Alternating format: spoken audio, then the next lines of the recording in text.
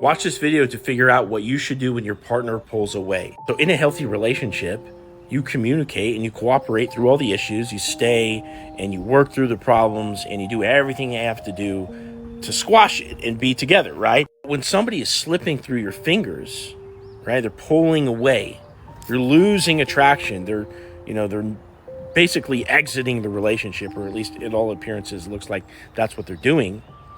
You're no longer playing a game of cooperation, communication, and creating the connection. You're back to playing the single game, which is creating attraction. I liken a relationship to two people sitting at a table, drawing up a contract. Okay, you're negotiating, you're speaking up for your needs, you're creating the agreement, right? And if one person scoots their chair out from the table and they storm out of the room, okay, you're basically speaking to an empty chair at that point. So when somebody pulls away from the relationship and from you, essentially what you're going to do is, don't be the silly one, talking to the empty chair. Essentially what you're going to have to do is attract them back to the table. We don't create one-sided contracts, right? So essentially what you're going to do in response to your partner pulling away is put a bowl of M&Ms on that table. Let's attract them back. Well, how do you do that? You pull away also.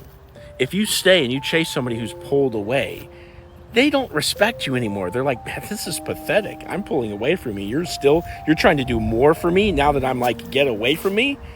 That's weird. Nobody, responds to that from an attraction perspective. Think back to when you were single and on Tinder or something like that. If somebody texted too much, you lost interest in them. It doesn't matter if you're a man or a woman. That was the case. So you pull away when they pull away. And what happens in this space that now exists between you two is that attraction is building.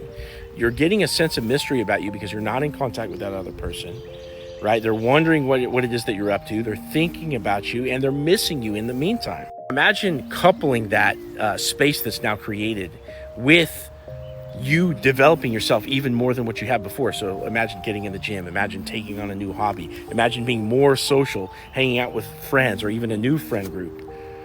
That maximizes curiosity on the end of the other person, right?